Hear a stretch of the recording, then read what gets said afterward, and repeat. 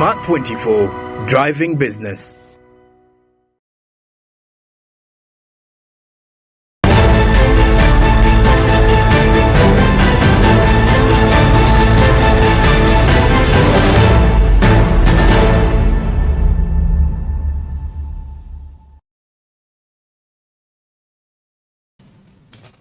Webale kubango chali na Pep Smart 24 TV tuchanganya dala maaso ne programu ya Pep Uganda tukole eranga omukulu dali yasinga mukugu dala mu byenfuna tukyamulina okulabanga twogera ku nsonga za budget na dala ey'omwaka ogujja ogw'ebyensimbi 2023-2024 naye nga tuli wamu ne banaffe ab'MTN abakubiriza okwegulira emigabo ku nkola eya zaabu. Genda bugenzi mu simu yo onyige *292# ogoberere endagiro osobola okubanga naawe otwegattako weegatte ku Namungi wa Munnayuganda aganyuddwa mu nkola eno ey'okugula emigabo. Gwe munnange kasitoberanga ya MTN oba nga togiyina osobola ira ddala okugifuna. Tekikwetaagisa nno okuva wonna wooli ate tekikwetaagisa kugamba nti weetaagamu omuntu omulala mpozi ng'olina ky'otategedde oba oliawo n'obuuzaako omuntu gwe weesiga.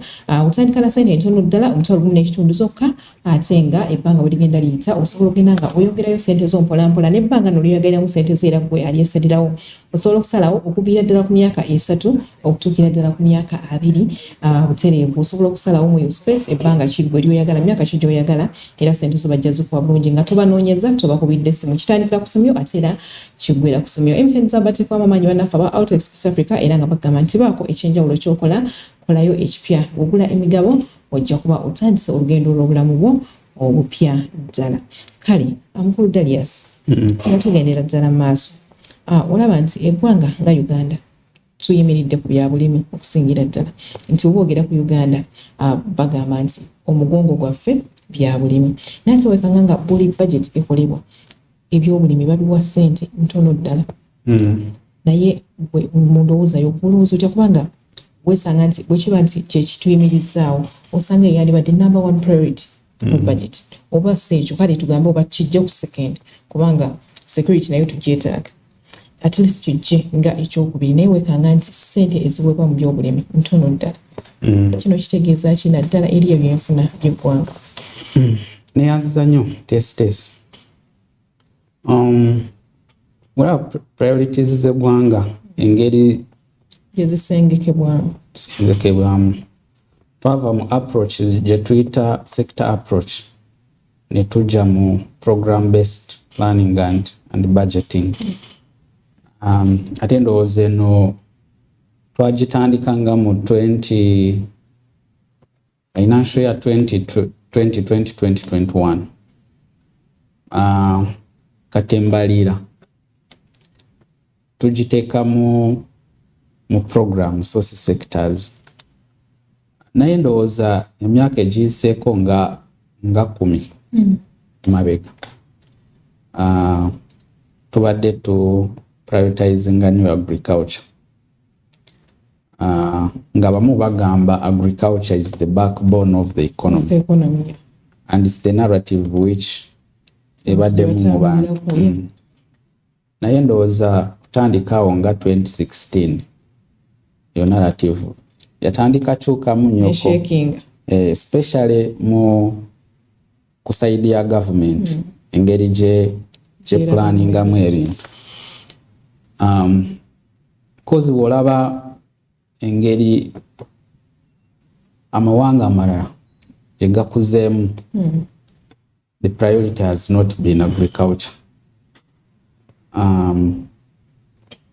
Ebadde industrialization. Ate ndowooza kutandikawo 2016 eyo debate ya industrialization nejja kusaidia government. That's why when you see more programs the government, the first program is agro-industrialization. Nibagamba we have put in much money in agriculture. Abalimi, farmers. Okubasitula embeera zaabwe. And over the years, production has been increasing. Gabantu bafulumya nnyo gondi ebyobulimi. Naye ne weesanga nti when this output comes out, tebalina market. olengera nga 2018 when we had the bumper harvest in maize n'abantu nga tebalina we bakiteeka miwendo negikka wansi. Kati view ya government eri nti we need to bring agro processing, agro industrialization, okwongera omutindo mu bino farmers bebakola ki bebalima. Kati now the narrative started changing. Sente bazisa mu agro industrialization ne infrastructure. Bagamba tulina to open up markets. Abalimi gye basobola okukola ki okutambuza ebintu. That's why now infrastructure has been getting a lot of money. Also for like the past 8 years. Naye kino kitegeeza nti ng'eggwanga eyo ndowooza yandibadde ntuufu. Nti ebyobulimi kwe twesigamye. Naye when you produce this agriculture output, what happens next? Akatali. Naye katugambe nti nakatale weekali. Onaabitwalayo nga bwe biri? Ino byongerako omutindo. Kubanga kye tubadde tukola mubikwata ne mubisindika nga bwe biri in other countries. And our agricultural exports have not been giving us money. And that means competitiveness yaffe ekyali wansi nnyo if we are still exporting agri products like that. But that's why the debate of agro-industrialization is coming up. Naye nga bwe nkugambye obuzibu bwaffe buli nti tetulina sente zimala okukola ki kukiteeka mu nkola. Kubanga bw'olaba eyo gundi program ya agro-industrialization, I think we had planned to spend about 1.7 trillion Ugandan shilling. This financial year. Naye bw'olaba what we are planning to allocate now, it is 1.4 trillion. Kati already waliwo shortfall. Twabi planning antino tugenda bikola naye sente teziriwo. Okay. And that applies for every other program. Ebeera manufacturing, nebeera governance and security, by the way. We are planning okukola. There is a shortfall of what we are allocating vis-a-vis what we had planned. Okay.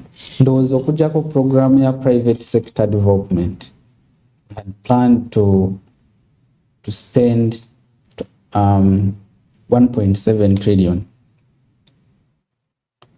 No, we had planned to spend 1.5 trillion and we are allocating 1.6 trillion to the private sector development program. Zasukanamu. Naye zisigadde zonna there is a shortfall. Kale, natwongeddeyo ku ssente zino ez'embalirira y'omwaka ogujja ogw'ebyensimbi 2023-2024 ku ezo trillions 5.2 n'obutundu 7.4 abatugambye nti trillions 29 zirina kuba domestic revenue. Olwo nno eboogerayo bato ekitegeeza nti obwongo bwaffe bulina kuddukira ku kitongole ekiwooza ky'omusolo olowooza nti bagenda kwongera batya ku tax base yaabwe ng'ate tebanyigiriza muntu already aliwo mu business.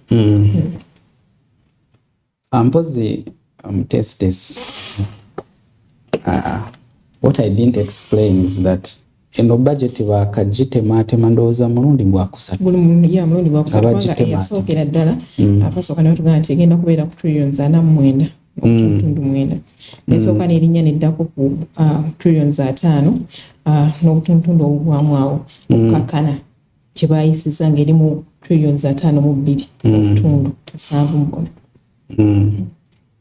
Kati awo n'olowoozamu abo abali mu kitchen banatera kwetema engalo. Actually, initial idea was that they maintained budget of the previous. Because of these growing needs, nga tekisoboka. The president yagamba increase scientists, their salaries, the judiciary. Kuliko other things like treasury operations. Twabadde nano nga tulaba aba interns bali mu kwekalakaasa beyagize naye n'alagira. So needs have been growing over the years. Naye ku ekyo kyogambye kya domestic mobilization, revenue mobilization. Ntegeere yange sinaba labayo teekateeka ennungi ez'okuexpandinga tax base. What the ministry, what government is doing currently, kujamu loopholes ngeri gyebadde esoloozamu emisolo. Kati you would expect that in the coming financial year URA egenda beera tough. Egenda beera tough because they have been enhancing tax administration measures. Ongeramu technology. Kulaba nti awabadde gaps gino emisolo gyonna bagenda gikunganya, bagenda gijjayo. Okay, Darius, bw'otunulamu olaba nti ba investors abajja okusiga wano ssente bamusiga nsimbi nti baweebwa tax holiday ewereza ddala emyaka 10.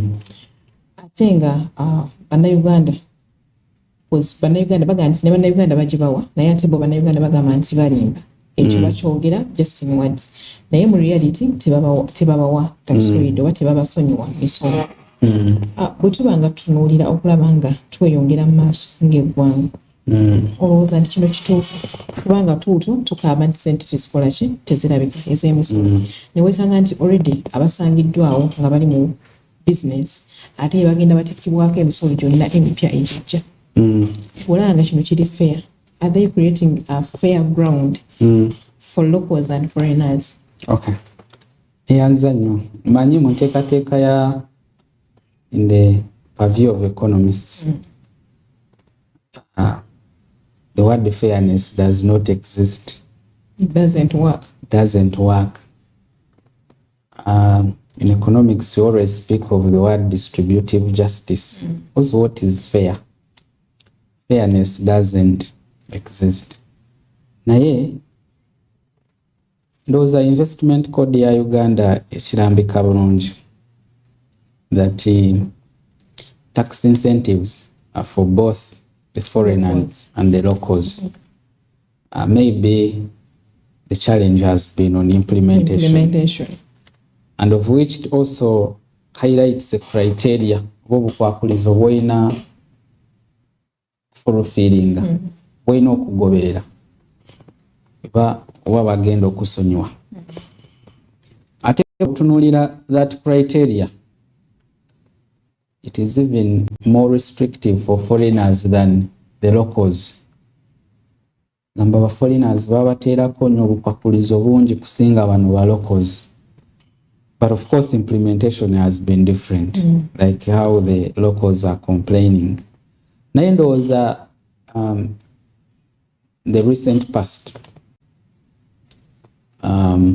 kunoonyereza kulaze nti these incentives n'obwoziwa bano bamusiga nsimbi, their effect is not tetufunamu cause actually bw'otunula ebiseera ebisinga nti bajja n'abakozi oluusi n'abaana era still ne weesanga nti batadde company Nakaseke naye ate ne weesanga nga abantu baawo enzaalwa nga tebafunyeemu ne bateeka company embalala abantu baawo tebafunyeemu ne bateekayo company tugeze ng'ey'amata nti tukimanyi nti ekitundu ky'amata naye ne weekanga nti ate ab'omu kitundu tekirina yadde kyekibayambyeko ate okuggyako okwongera okubassa obusa wansi. And if you leave that aside, these tax incentives have not been helping businesses or improving their revenue. ate ndowooza now via government eri nti bagenda kuteekako ate bu sunset clauses. Ogamba gwe nga musiga nsimbi tukuwadde these incentives, naye at what time are we going to remove them? Because they shouldn't be forever. Should reach a certain stage, bakujeko zino incentives. And ngegwanga we lose a lot, because this is a potential tax revenue that government should be collecting. Naye woziwa bano omusiga nsimbi ate tezibayambye okola ki? Okweyongerako. So there is a double loss. Losing the revenue ate your intended objective has not been achieved. And these are big companies, of course, which already have baina enkizo on the locals already. Katinga tekyetaagisa. It's not necessary okubawa those tax incentives because they already have a competitive advantage over the others. Okay. Those are going forward. Government will not reviewing that position, whether these big companies really require those incentives. Of course, in perspective of government, why they have been giving those things to foreigners is that Gegwanga, we have a unique history. We have a history which is not very good, especially following the 1972 economic war. Idi Amin. Balowooza nti bw'oba totaddewo these things for investors, they will not come to a country. But those studies are proving us wrong that actually they can come and they can compete fairly without even these incentives. Okay. Kale, nga tugenda maaso, Mukulu Darius, bw'otunula olaba nti naddala tugeze nga ku sekita ey'ebyenguudo oba infrastructure.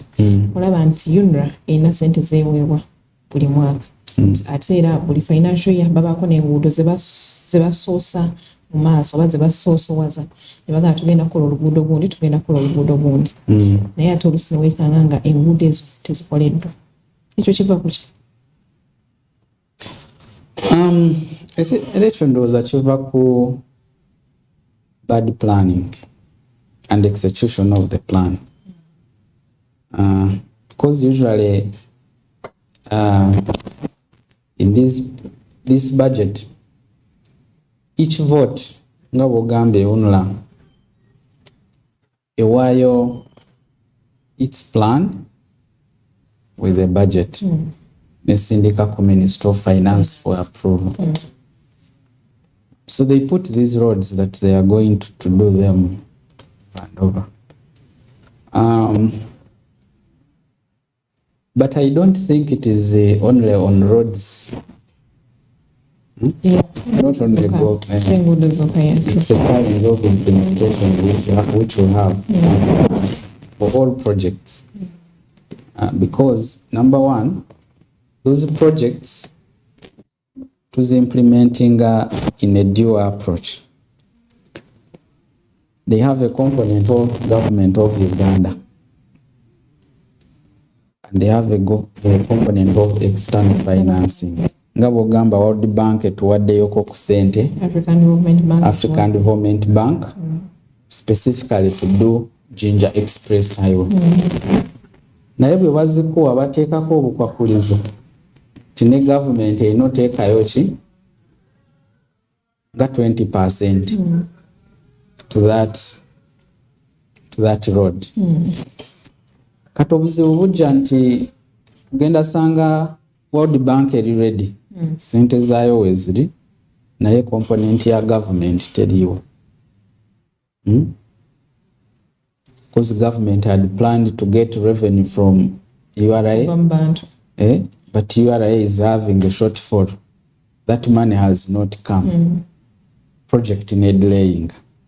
Or sometimes sanga government already at external financing material.